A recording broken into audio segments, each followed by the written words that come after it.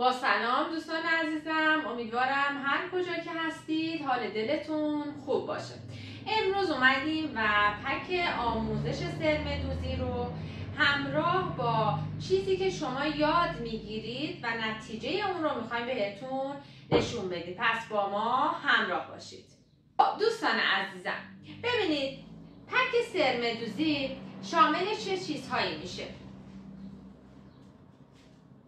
نگاه کنید دوستان. اول از همه شامل یه پارچه ترمه که پشتش لایی میخوره و روی اون بت جقه چاپ میشه. بت جقه‌ای که برای آموزش ما در نظر گرفتیم یه بت جقه‌ای هستش که همه دوخت این بت جقه آموزش داده شده در دوره آموزش سرمدوزی. این کار رو ما به چارچوب بستیم.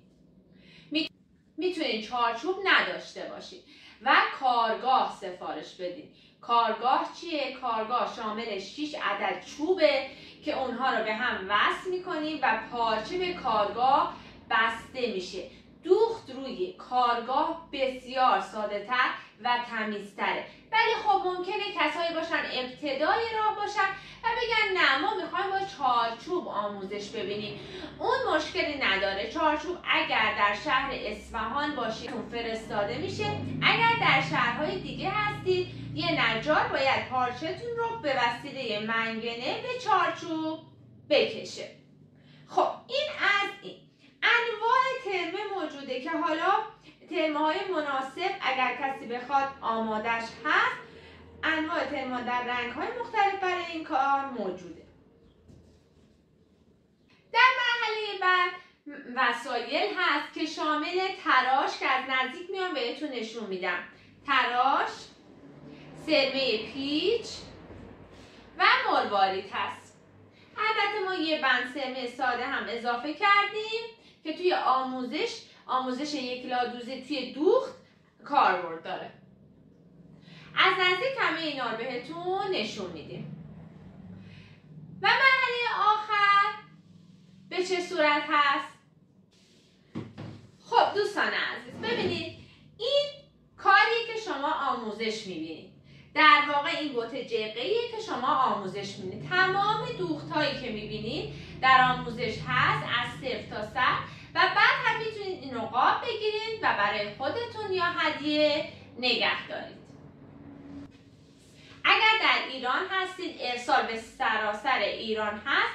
اگر کشور دیگه‌ای هستید دوست دارید این هنر رو یاد بگیرید، شما باید وسایل سرمدوزیش رو تهیه کنید. آموزش به صورت مجازی توی تلگرام فیلم ها بارگذاری شده. هر کجا هستید میتونید از این آموزش بهره بگیرید، یاد بگیرید، با مربی 2 ماه رفع اشکال کنید و این هنر رو یاد بگیرید. خب دوستان عزیزم، از نزدیک من این کار رو بهتون نشون میدم. ببینید سرمه ساده،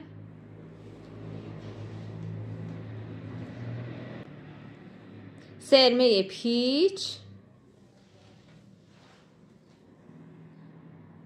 تراش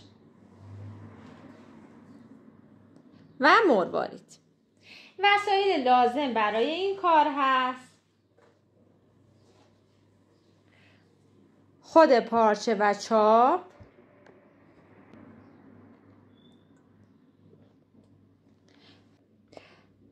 در آخر شما هم چنین دوخت زیبایی خواهید داشت.